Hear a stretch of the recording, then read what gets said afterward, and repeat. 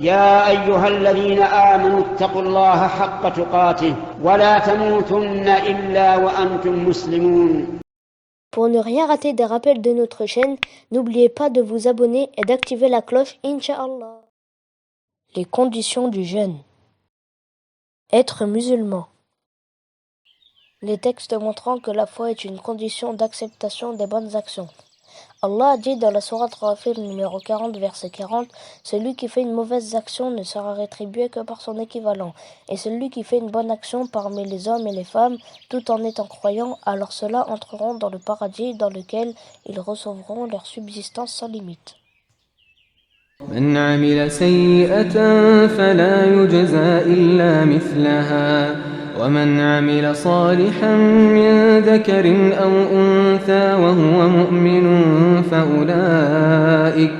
فأولئك يدخلون الجنة يرزقون فيها بغير حساب.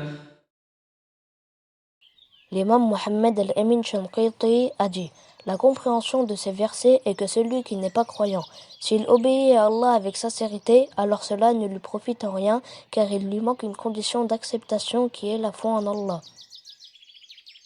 Bismillahirrahmanirrahim.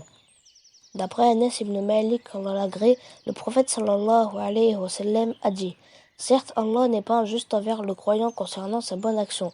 Il lui donne par celle-ci dans la vie d'ici-bas et il le récompense pour elle dans l'au-delà.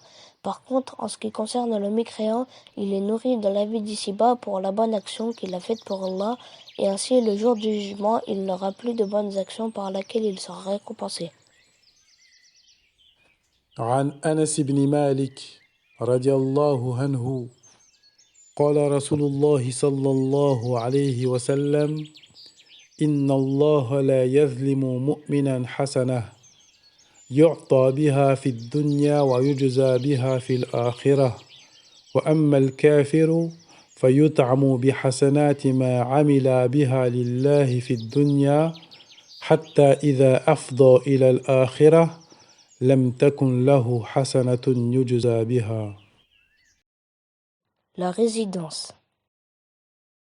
Le jeûne n'est donc pas obligatoire pour le voyageur, d'après la parole d'Allah. ومن كان مريضا أو على سفر فعدة من أيام أخر.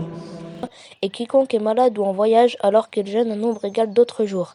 Et si le voyageur jeûne, alors son jeûne est valide et il est obligatoire pour lui de rattraper les jours qu'il a manqués durant son voyage. Cheikh al-Islam ibn Taymiyyah a dit: le fait de rompre le jeûne est permis aux voyageurs par consensus de la communauté, peu importe qu'il soit capable de jeûner ou pas, peu importe que le jeûne soit difficile pour lui ou pas. Si le voyageur est à l'ombre avec de l'eau et avec quelqu'un pour le servir, il lui est permis de rompre le jeûne. Avoir la raison. Bismillahirrahmanirrahim. D'après Abdullah ibn Abbas, qu'Allah les agrée, et son père, Ali ibn Abi Talib, qu'Allah l'agrée, a dit à Omar, qu'Allah l'agrée: ne sais-tu pas que la plume a été levée pour le fou jusqu'à ce qu'il retrouve la raison, pour l'enfant jusqu'à ce qu'il soit pubère, et pour celui qui dort jusqu'à ce qu'il se réveille.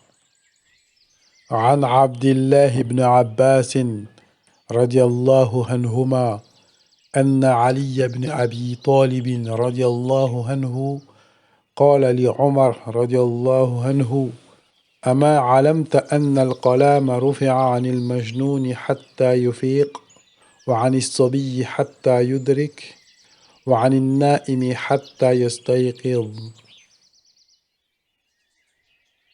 L'imam Ibn Qudama al-Maqdisi a dit: en ce qui concerne le fou, s'il retrouve la raison durant le mois, alors il lui est obligatoire de jeûner les jours restants. Il n'y a pas de divergence sur cela. La capacité physique pour pouvoir jeûner. Ainsi, celui qui est malade et qui ne supporte pas le jeûne, il n'est pas obligatoire pour lui. Et s'il jeûne, alors son jeûne est valide. D'après la parole d'Allah Ta'ala, ومن كان مريضا أو على سفر فعدة من أيام أخر. et quiconque est malade ou en voyage alors qu'il jeûne un nombre égal d'autres jours. Une fois guéri de sa maladie, il sera donc obligatoire pour lui de rattraper les jours qu'il a manqués.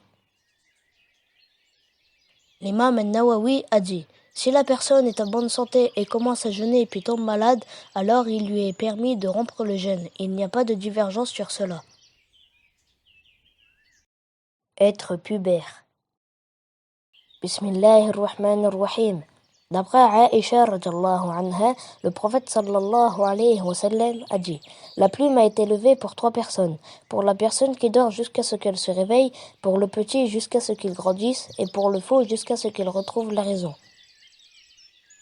عن عائشة رضي الله عنها قال النبي صلى الله عليه وسلم رفع القلم عن 3 عن النائم حتى يستيقظ وعن الصغير حتى يكبر وعن المجنون حتى يعقل.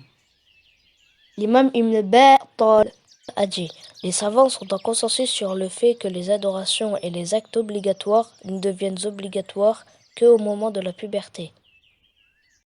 L'absence de menstrues ou de louchi chez la femme. Le jeûne n'est donc pas obligatoire pour les femmes en état de menstrue ou de louchi. Il aurait même interdit d'après la parole du prophète sallallahu alayhi wa sallam, n'est-ce pas, que lorsqu'elle a ses menstrues, elle ne prie pas et ne jeûne pas. Ceci est sa déficience dans sa religion et le rattrapage est obligatoire pour elle. D'après la parole de Aïcha radhiyallahu anha, ceci nous arrivait à l'époque du prophète sallallahu alayhi wa sallam. On nous ordonnait alors de rattraper le jeûne mais pas la prière. قالت كان يصيبنا ذلك فنؤمر بقضاء الصوم ولا نؤمر بقضاء الصلاة. L'imam al-Nawawi a dit: les musulmans sont en consensus sur le fait que la femme qui a ses menstrues et celle qui est en période de louchi, la prière et le jeûne ne leur sont pas obligés durant les menstrues et les louchis. Merci à toi d'avoir regardé la vidéo, abonne-toi et partage pour un max de hasanat. Barakallahu fikum.